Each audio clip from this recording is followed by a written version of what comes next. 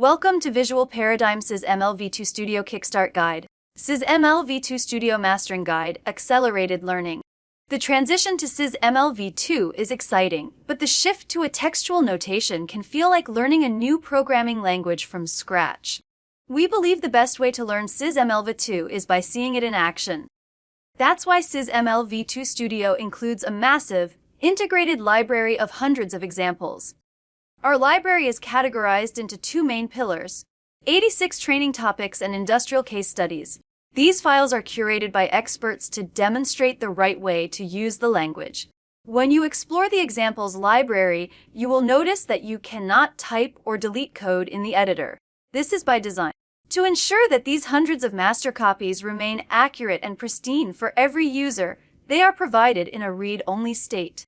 Think of the examples library as a museum of high-quality architectural blueprints.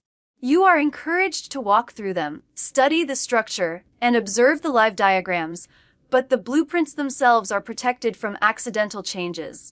This guarantees that you always have a reliable, verified reference to return to whenever you are stuck. Let's see how to studying a protected reference example in SysML v2 Studio.